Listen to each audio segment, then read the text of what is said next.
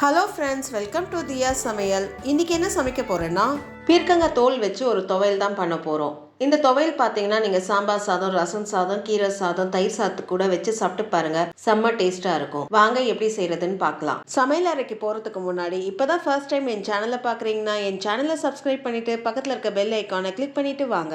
ஒரு பீர்க்கங்காய் காயோடைய தோலை நான் சீவி எடுத்துக்கிறேன். இந்த காயை நான் கூட்டு எப்படி பண்றதுன்னு லாஸ்ட் வீக்கே போஸ்ட் பண்ணிருக்கேன். உங்களுக்கு நான் எண்ட்ல சேர்க்கிறேன், நீங்க பாருங்க. பீர்க்கங்காய் தோலை தண்ணியில நல்லா அலசி எடுத்து வச்சுக்கோங்க.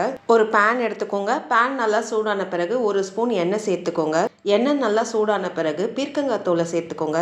பீர்க்கங்காய் தோலை ஒரு 2 நிமிஷம் லோ ஃப்ளேம்ல இந்த எண்ணெயில நல்லா வதக்கி விட்டுக்கோங்க. 2 நிமிஷம் வதக்கி விடுறதுனால அந்த பீர்க்கங்காய் தோல் நல்லா சாஃப்டா வதங்கி வந்துடும்.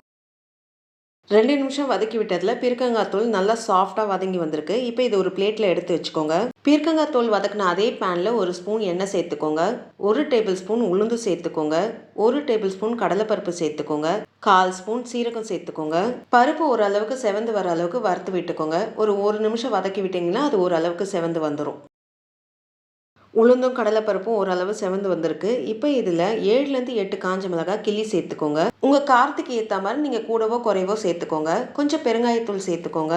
மிளகா சேர்த்து ஒரு 30 செகண்ட் மட்டும் வறுத்து விட்டுக்கோங்க. ரொம்ப நேரம் வறுத்தீங்கன்னா மிளகா ரொம்ப தீய ஆரம்பிச்சிடும். அதனால ஒரு 30 செகண்ட் வறுத்து விட்டுக்கோங்க. 30 செகண்ட் நல்லா வறுத்து விட்டாச்சு. இப்போ ஒரு 5லேருந்து 6 சின்ன வெங்காயம் சேர்த்துக்கோங்க. 6லேருந்து 8 பல்லு பூண்டு தோல் உரிச்சு சேர்த்துக்கோங்க.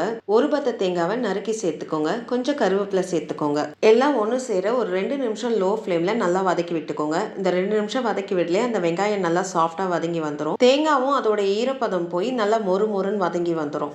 2 நிமிஷம் எல்லாம் ஒன்று சேர வதக்கி விட்டதுல எல்லாம் நல்லா வதங்கி வந்திருக்கு. இப்போ இதெல்லாம் நம்ம வதக்கி வச்சிருக்க பீர்க்கங்காய் தோலை சேர்த்துக்கோங்க. அரை நெல்லிக்காய் சைஸ்க்கு புளியை சேர்த்துக்கோங்க. துவையலுக்கு தேவையான உப்பை சேர்த்துக்கோங்க. இப்போ எல்லாம் ஒன்று சேர ஒரு நிமிஷம் வதக்கி விட்டுக்கோங்க. 1 நிமிஷம் எல்லாம் ஒன்று சேர நல்லா வதக்கி விட்டாச்சு. இப்போ அடுப்பு ஆஃப் பண்ணிட்டு இதை நல்லா ஆற விட்டு மிக்ஸி ஜாருக்கு சேர்த்துக்கோங்க. இப்போ இதில் தண்ணி எதுவும் சேர்க்காம ஒரு 4-5 ஓட்டு ஓட்டிட்டு தேவையான அளவு தண்ணி சேர்த்து நல்லா கட்டியாக துவையல் பதத்துக்கு அரைச்சி எடுத்துக்கோங்க.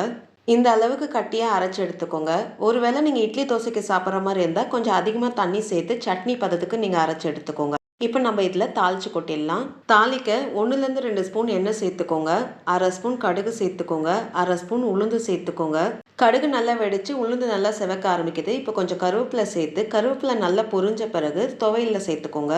நல்ல டேஸ்டா ஹெல்த்தியா பீர்க்கங்காய் தோல் வச்சு ஒரு துவையல் ரெடி ஆயிடுச்சு. இந்த வீடியோ உங்களுக்கு பிடிச்சிருக்கும்னு நினைக்கிறேன். அப்படியே ஒரு லைக்கை தட்டுங்க. மறக்காம என் சேனலை சப்ஸ்கிரைப் பண்ணிட்டு பக்கத்தில் இருக்க பெல் ஐக்கானை கிளிக் பண்ணுங்க. வரும் நாட்கள் இனிதே அமைய நல்வாழ்த்துக்கள். நன்றி, வணக்கம்.